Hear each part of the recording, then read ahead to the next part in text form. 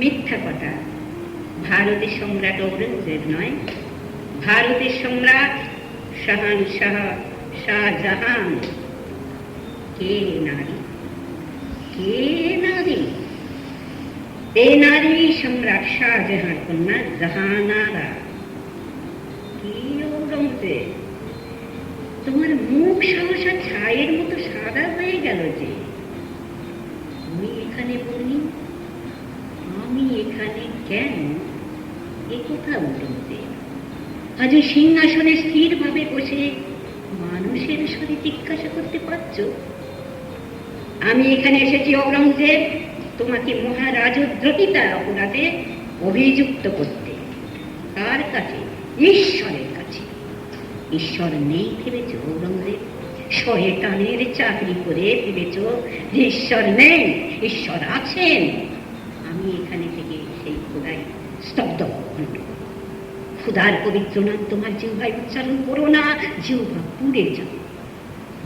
ঝঞ্ঝা, ভূমিকম্প, জলোচ্ছ্বাস, অগ্নিদাহ, অগ্নরক, তোমরা তো লক্ষ লক্ষ নৈরীহ নরনারীর ঘর পুড়িয়ে পুড়িয়ে ভাসিয়ে ভেঙে চুড়ে দিয়ে চলে যাও। শুধু শুধু এদের কিছু করতে পারো না। সত্য বটে, আমি প্রতীকী জ্ঞান হারিয়েছি। নিজের ভগ্নী সম্রাট শাহজাহানের কন্যাকে দিয়ে এইগুলো ব্যবহার করবার রাখতে দিলাম। দেখছি ভগ্নী অন্তঃপুরে যা এই প্রকাশ্য দরবার। শতকোটি দৃষ্টির সম্মুখে এসে দাঁড়ানো সম্রাট শাহজাহানের শোভা পায় না, শাহজাহানের কন্যার শোভা পায় না। তোমার স্থান অন্তঃপুর, তা জানি ঔরঙ্গজেব।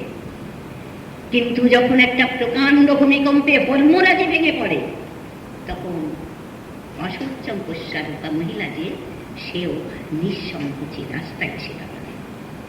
আজ ভারতবর্ষের সেই অবস্থা।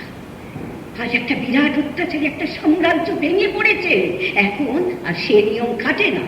আর যে অন্যায় নীতির মহাবিপ্লব, যে দুর্বিষহ অত্যাচার এই ভারতবর্ষে জন্মমঞ্চে অভিনীত হয়ে যাচ্ছে, তাই এর পূর্বে বুঝি কুত্রাপি হয়নি।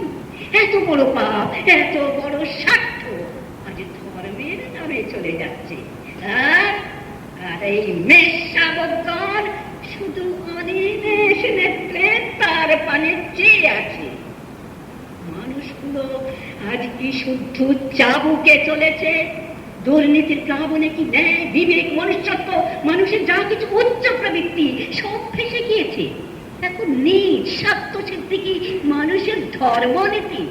সৈন্যাধ্যক্ষ, অমাত্যগণ, সভাসদগণ, তোমাদের সম্রাট শাহজাহান জীবিত থাকতে তোমরা কি স্পর্ধা তার সিংহাসনে তার পুত্র ঔরঙ্গজেবকে বসিয়েছ আমি জানতে চাই।